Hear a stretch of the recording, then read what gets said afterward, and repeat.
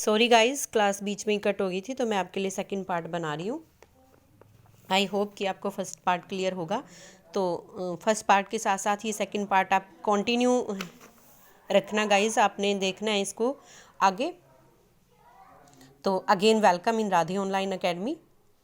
तो मैं आपको सिंपल पास्ट, अगर वर्ब की सेकंड फॉर्म गिवन है आपकी यहाँ पर, तो आपने उसको वुड V1 में चेंज कर देना है। मैं यहाँ पर आई हुई थी गाइस, तो मैं बता देती हूँ। जैसे कि एग्जांपल हमने लिया था, if it rained Ankit would dance. अगर कोई इस सेकंड पार्ट को देख रहा है इसके, तो प्लीज़ इसका फर्स्ट पार्ट पहले देखिए, क्योंकि इससे पहले की चीज़ें मैंने फर्स्ट पार्ट में क्लियर कर रखी हैं।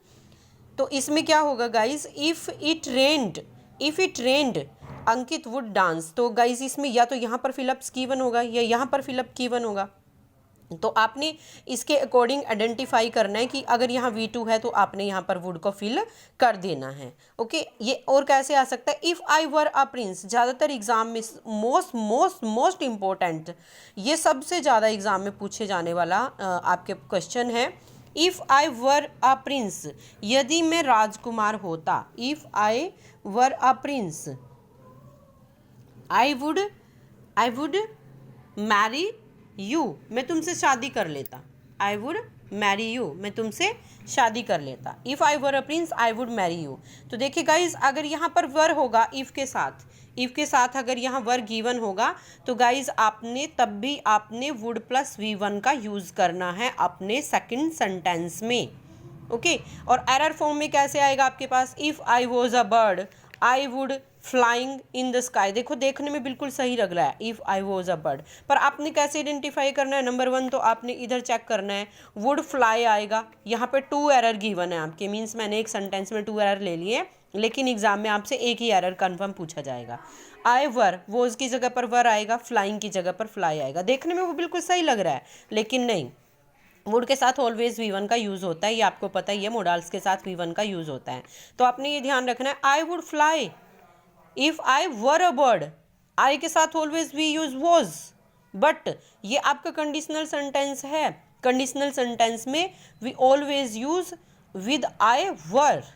ओके गाइज, इफ वाले सेंटेंस में आई के साथ हम वर का यूज़ करेंगे, न कि वॉज का। आपने ये चीज़ अपनी ध्यान रखनी है, मोस्ट इम्पोर्टेंट। ये बहुत कंफ्यूजिंग होता है और स्टूडेंट्स इसी को ही जो है रोंग करके आते हैं एग्जाम में। If I was a prince नहीं होता, if I were a prince होता है। ये आपके अकॉर्डिंग टू रूल है, तो वर के साथ हम यहाँ पर वुड का यूज़ करेंगे। ओके गाइज, आई होप कि आपको ये सेकंड रूल भी क्लियर हुआ होगा। तो हम देख लेते हैं इसका थर्ड रूल क्या कहता है। इसमें मैंने आपको बताया था कि 4 रूल इंपॉर्टेंट है, आज हम उन 4 रूल्स को ही कंप्लीट करेंगे।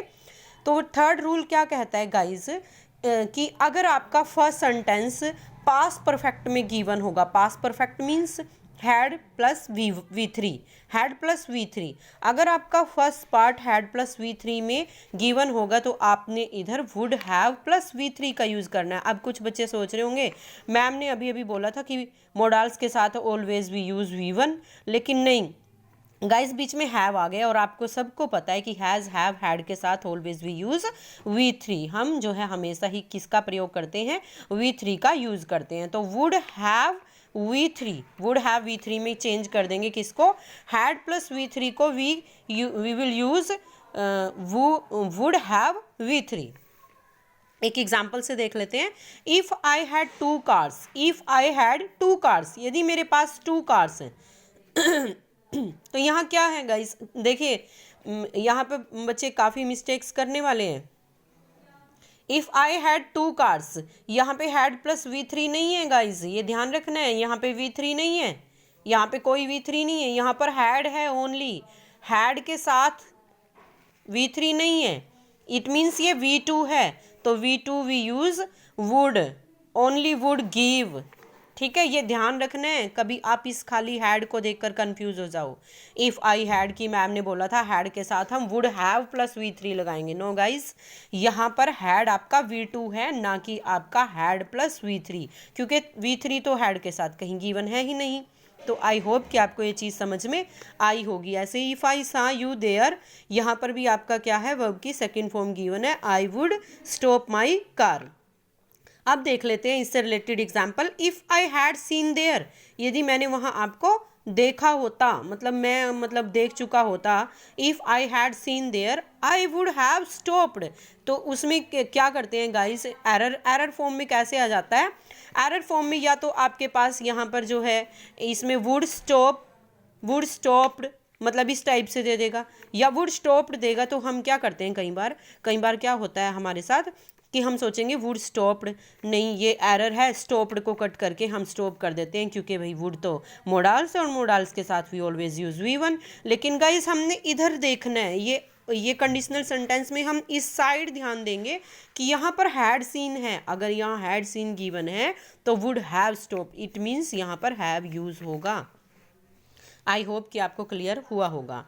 इफ़ सी वर्कड हार्ड, तो यहाँ पे वर्कड हार्ड है मीन्स V2 है, तो सी वुड हैव, यहाँ पर एरर क्या गिवन है गाइज आपका, यहाँ पर एरर गिवन है आपका वुड, यहाँ पर हैव, जो वुड हैव पास्ड आपका लिखा हुआ है ये एरर है, क्योंकि यहाँ पर ओनली वर्ब की सेकंड फॉर्म है, ना कि had plus third form. Had plus third form नहीं है गाइज, यहाँ पर आपकी वर्कड कौन सी है, वर्कड यहाँ पर आपकी V2 है, V2 है, तो V2 के अकॉर्डिंग यहाँ पर आपका सी वुड पास आ जाएगा, सी वुड पास। आई होप कि आपको क्लियर हो गया होगा। यदि आपको क्लियर नहीं भी होता है कोई सेंटेंस, कोई रूल गाइस, तो आप कमेंट बॉक्स में कमेंट डाल सकते हो, मैं आपको दोबारा से समझाने की कोशिश करूँगी। इसका फोर्थ रूल देख लेते हैं गाइस, जो कि आपका इम्पोर्टेंट है। Unfulfilled wish were plus would plus V1। I hope कि मैंने आपको ये क्लियर कर दिया आपका V2 के साथ ही, V2 जब हमने की थी तो मैंने उसके साथ आपका अनफुलफिल्ड विश ये वाला रूल क्लियर कर दिया है। तो इसमें वैसे कंडीशनल सेंटेंस में ये चार आपके बहुत बहुत बहुत इंपॉर्टेंट है, पर इनसे अलग भी कई बार गाइस पूछ लिए जाते हैं, जैसे टिल, अनटिल और अनलेस वाले, टिल, अनटिल और अनलेस वाले रूल भी आपसे पूछ लिए जाते हैं।